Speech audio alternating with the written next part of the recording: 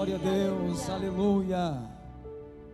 Queridos irmãos, a todos eu quero saudá-los com a paz do Senhor Jesus. Nós acreditamos no poder da oração. Através da oração Deus opera, Deus trabalha, Deus abre as portas, Deus cura. E como é o tema da campanha, quando você conversa com Jesus e fala para Ele da tua dor, da tua causa, do teu problema, nós acreditamos que Ele é fiel para resolver.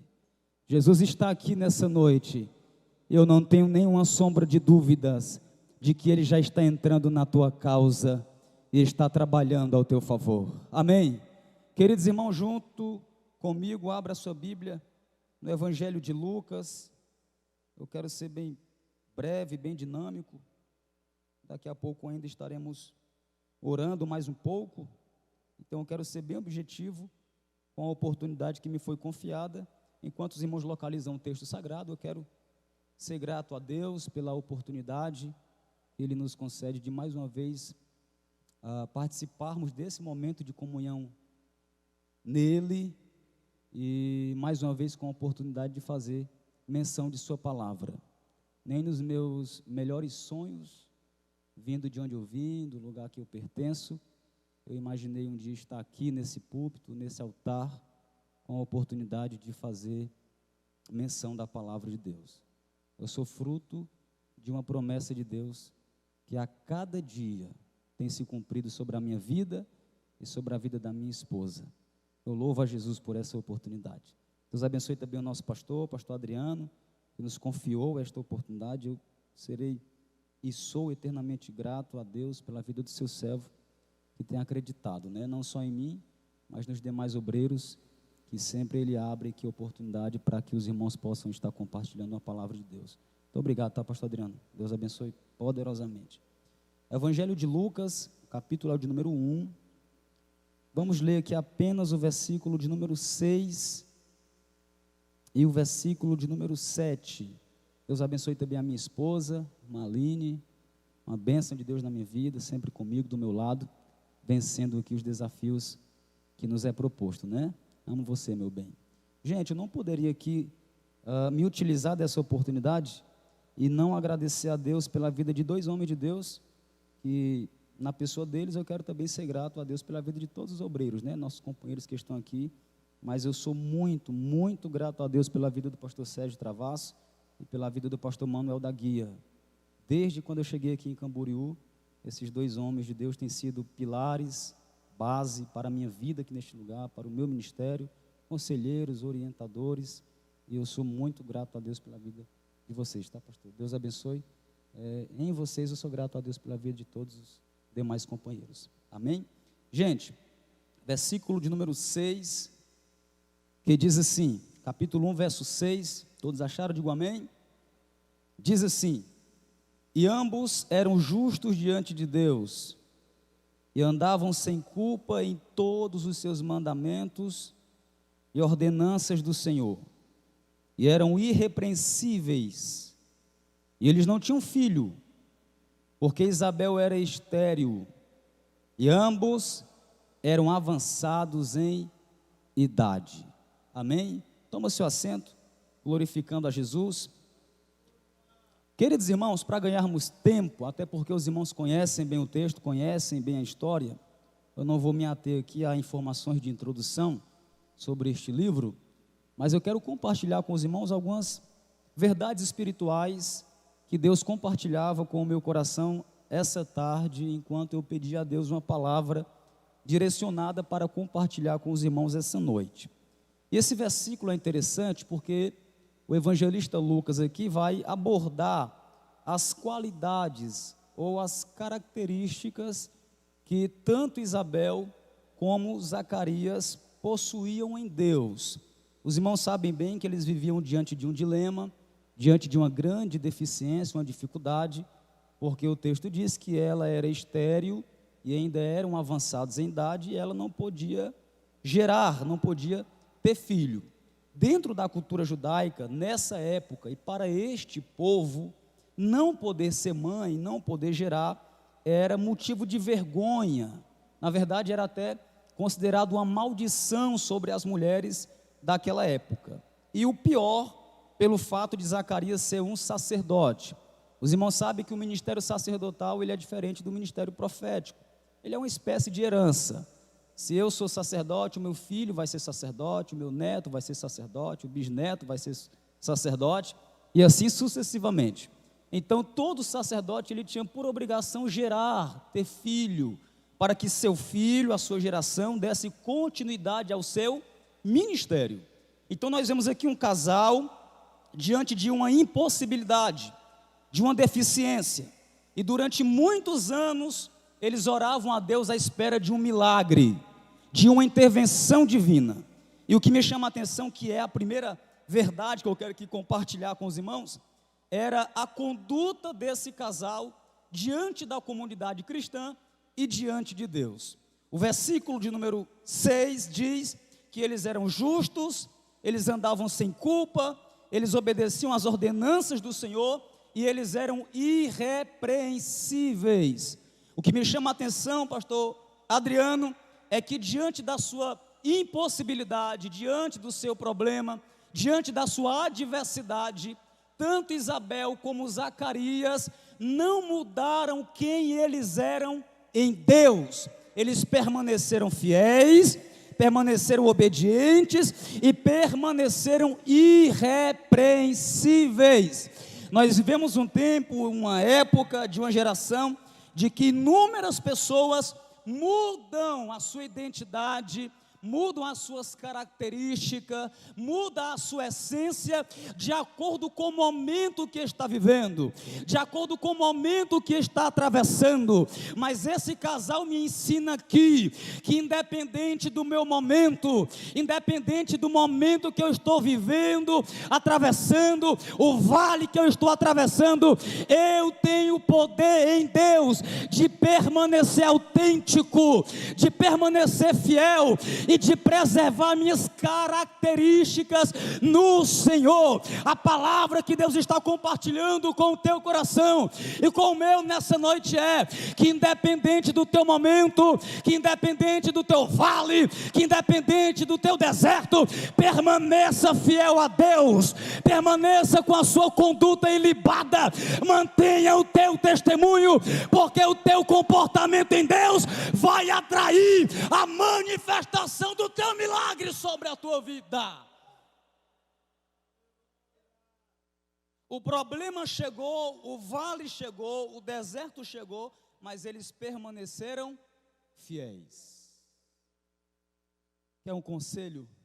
Não muda, não oscila, não viva uma vida de variedades, vivendo de uma forma hoje, de outra forma amanhã. Deus se manifesta sobre a vida daqueles que são autênticos e que permanecem fiéis, mesmo em meio às aflições. O apóstolo Paulo nos dá um ensinamento sobre adoração, no capítulo 16 do livro de Atos. O texto diz que era perto da meia-noite. Na Bíblia Sagrada, depois com calma, se os irmãos querem meditar, estudar sobre isso, os irmãos vão acabar entendendo que na palavra de Deus, noite, ela nos remete a momentos de dores, de crises, de provações. O próprio salmista disse que a noite é o momento da aflição, quando ele fala que o choro dura uma noite toda, mas a alegria vem pela manhã. Enfim, noite nos remete ou aponta para momento de dores, de crises, de provações. Mas o versículo 25 diz que perto da meia-noite era momento de dor, de crise, de perseguição, de aflição. Mas o texto diz que mesmo de noite, Paulo e Silas oravam e cantavam hinos de louvores a Deus. A pergunta que não quer calar nessa noite, meus amigos obreiros, é: quem é você quando a noite da aflição chegar para a tua vida? O apóstolo Paulo diz que nós devemos nos preparar, nos revestir de toda a armadura de Deus para que possamos resistir o dia mau. Ele chega para todo mundo. Só que a questão não está no dia mau que chegou para você. A questão está em de que forma você se comporta quando esse dia mau bater na tua porta. Você vai murmurar? Você vai reclamar? Você vai desistir da promessa? Ou você vai continuar fiel no propósito que Deus te confiou? Eu quero que você levante, por gentileza, uma mão direita, porque eu tenho uma palavra profética para liberar sobre a tua vida. Nessa noite, Deus está dizendo através dessa palavra: ainda que o barco esteja balançando em meio a essa tempestade que você está vivendo, ainda que o deserto bata na porta da tua casa, Deus está dizendo: permaneça fiel, permaneça firme, preserva a tua identidade, porque enquanto você me adora, eu irei trabalhar ao teu favor aqui essa noite.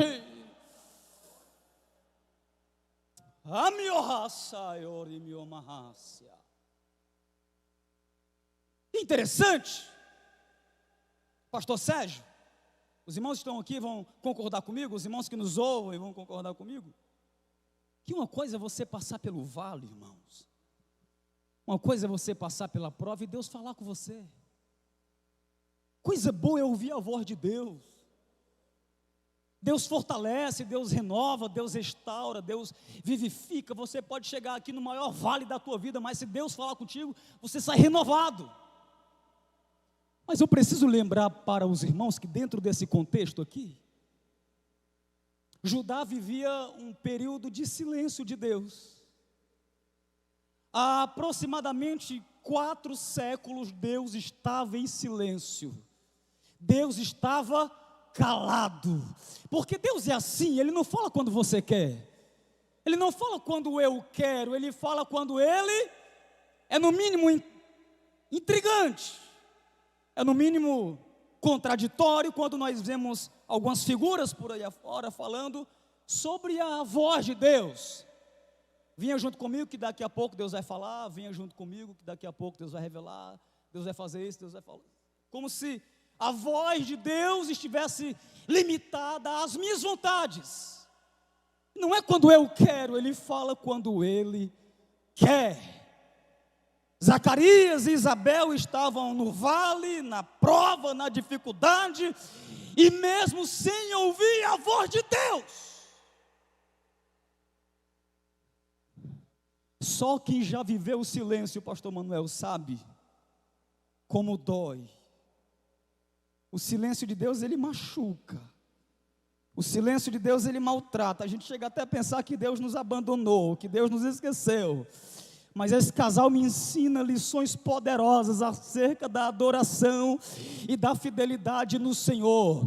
Zacarias e Isabel está dizendo, independente se Deus falar ou se Deus permanecer em silêncio, eu permaneço firme no propósito que Ele me confiou.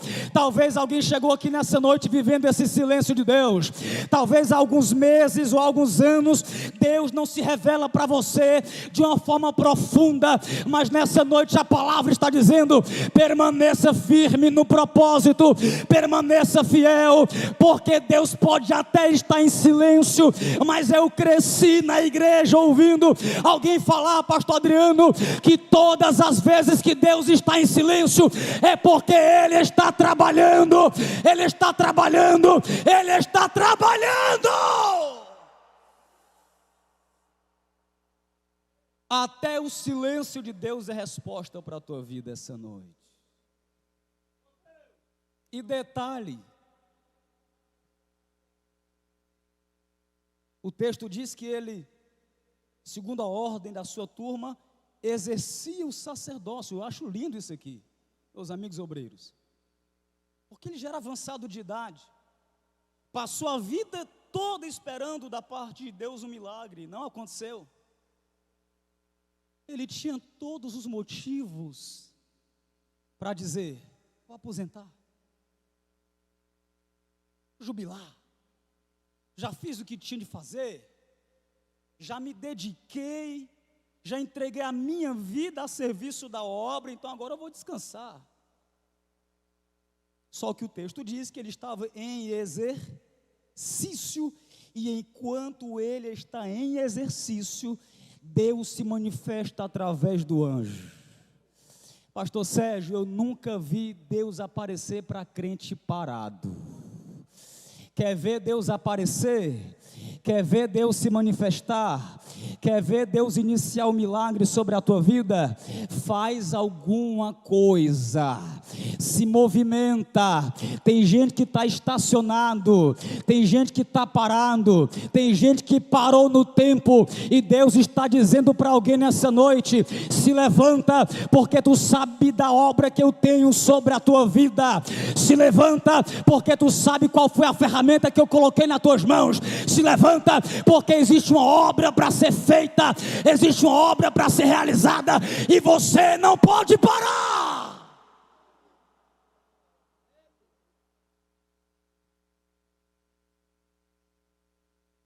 O anjo aparece, a expressão do anjo é, olha o que o anjo diz, pastor Travasso. O anjo fala assim: a tua oração foi ouvida. O tema da campanha é contando as necessidades a Jesus. Deus passou 400 anos calado, e quando ele decide falar através do anjo, não é para revelar CPF, não é para revelar endereço, é para falar do poder da oração. A tua oração foi ouvida. Deixa eu te contar algo da parte de Deus. O poder da igreja ainda se concentra nos seus joelhos. Deus disse a Salomão: se o meu povo, que se chama pelo meu nome, se humilhar e orar e buscar a minha face e se converter dos seus maus caminhos, eu ouvirei do céu, perdoarei o seu pecado, sararei a sua terra, e estarão abertos os meus olhos e atentos os meus ouvidos à oração que se fizer neste lugar. Que a vitória, ora!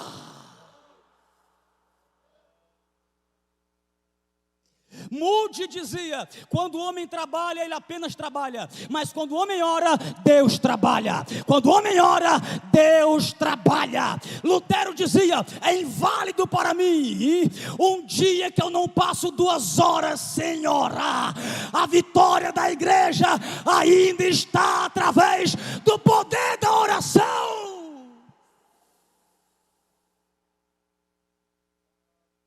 É a oração que gera milagre, é a oração que te conecta a Deus, é a oração que move os céus ao teu favor. É lindo quando alguém se dedica ao ministério da oração. Eu não vejo na Bíblia Jesus ensinando ninguém a pregar, eu não vejo na Bíblia Jesus ensinando ninguém a profetizar, mas eu vejo na Bíblia Jesus ensinando o ministério da oração. Quando fores orar, entra no quarto, fecha a porta.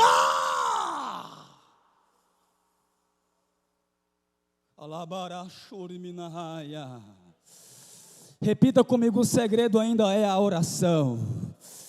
Diga: o segredo ainda é conversar com Jesus. A tua oração foi ouvida. É lindo isso aqui, porque essa expressão do anjo revela uma verdade sobre Deus dentro desse contexto. O anjo fala: a tua oração foi ouvida. O anjo está falando através desta expressão. Deus estava calado, mas o fato dele estar calado não significa que ele não está ouvindo. Ele pode até não ter falado nada, mas ele estava ouvindo o teu clamor, estava ouvindo a tua oração, estava ouvindo a sua... Levante a mão direita. Deus está ouvindo a oração da igreja em Camboriú nessa noite, e tem vitória da parte de Deus vindo em tua direção nessa noite.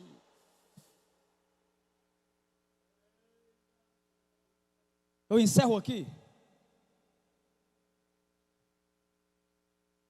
dizendo aos irmãos que Jesus, dentro desse texto, me ensinou uma verdade sobre milagres. Porque um pouco mais na frente o texto vai dizer, meu pastor Adriano, que quando Isabel soube que estava grávida, está escrito dessa forma no texto, e ocultou-se, e escondeu-se por 5 meses. As irmãs estão aqui, são mães. A pergunta é, irmãos, qual é a mulher que a vida inteira esperando um milagre? A vida inteira esperando uma gravidez. No dia que Deus faz, dentro da visão humana, a nossa naturalidade, a primeira atitude deveria ser divulgar, mostrar. Lá de onde eu vim, no Nordeste, lá do Ceará, quando alguém vive um milagre, pastor, a primeira coisa que a pessoa faz é ir até o pastor e falar: pastor, eu quero uma cruzada. Por quê? Porque eu quero que todo mundo saiba que Deus fez o meu natural. Só que o texto aqui diz que, ao invés dela divulgar, ela se Aí eu fui orar, a entender esse versículo. Meus amigos, pastores, obreiros, quem recebe um milagre dessa envergadura e se esconde, e não divulga? Eu entendi. Se você perceber e prestar bem atenção nesse texto, você vai começar a compreender que Deus se manifesta de 3 formas no milagre de Isabel. Porque todo milagre gerado por Deus, ele tem no mínimo 3 pilares. E aqui eu encerro, mas preste bem atenção nisso. Todo milagre que é gerado por Deus, primeiro, é Deus quem promete.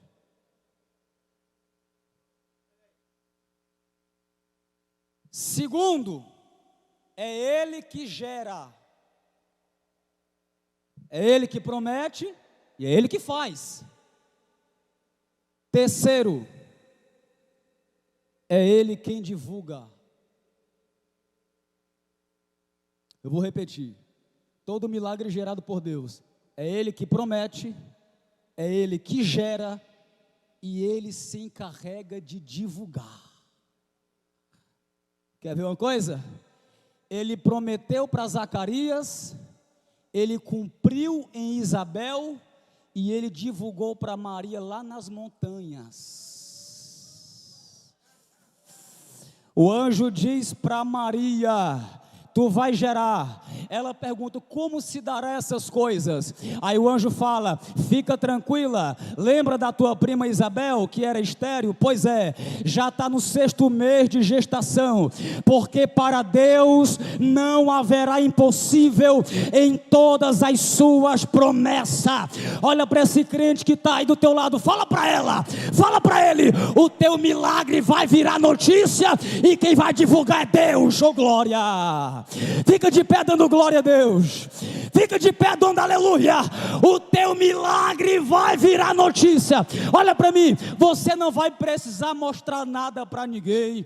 Você não vai precisar provar nada para ninguém. Você não vai precisar divulgar nada para ninguém.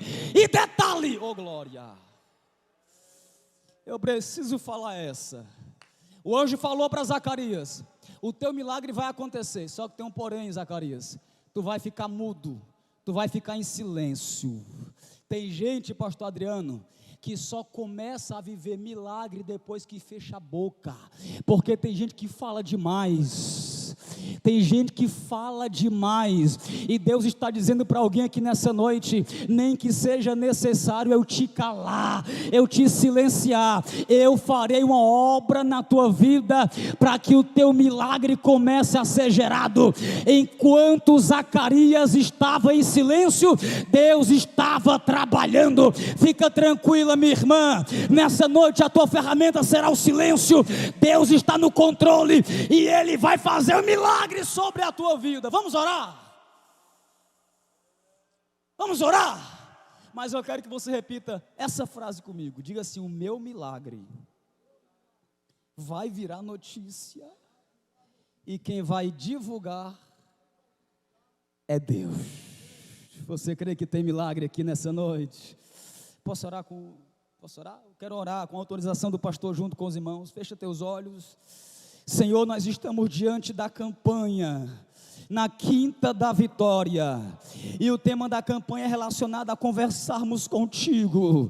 E nessa noite, Senhor, nós queremos colocar no teu altar os nossos desafios, as nossas deficiências, os nossos vales, os nossos problemas. O Senhor é o Deus que opera, o Senhor é o Deus que trabalha. A tua palavra diz, Senhor Jesus, que em teu nome tudo o que pedíssemos iríamos receber pelo poder do teu nome, Jesus.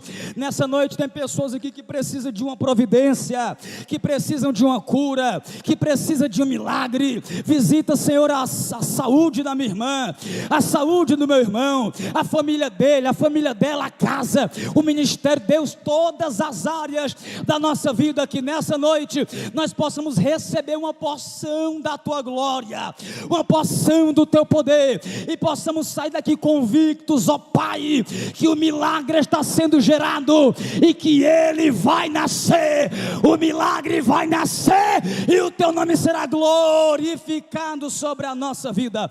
Quem crê na palavra, diga graças a Deus. Que Deus te abençoe em nome de Jesus. Saia daqui gerando o seu milagre.